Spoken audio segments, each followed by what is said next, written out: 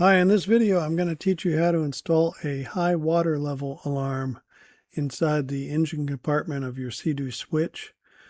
These things, if a technician leaves a hose clamp loose and the hose comes off, these engine compartments flood, and BRP is spending thousands of dollars replacing engines when they really should just have an alarm so that the operator can take action and turn on the bilge pump and also plug the source of the leak.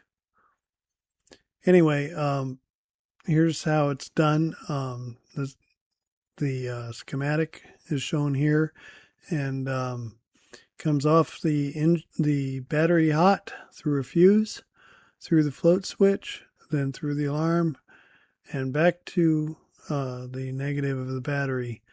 If it's alarming and you don't want to hear the alarm while you're fixing the problem, you could just unplug the fuse.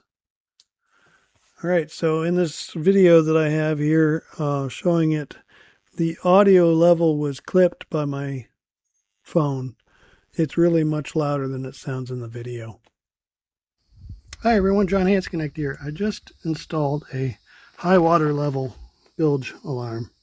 So there's the float switch down there, as low as I could get it without interfering with anything. It's connected directly to the battery through a fuse. This is a 105 dB backup alarm made for trucks, and I mounted it right next to my battery switch and my NOCO charger up here. So now, if anything goes wrong, if any hose breaks while underway and this bilge starts to fill, damn loud, you'll hear it. You can turn on the bilge pump and immediately try to rectify the situation.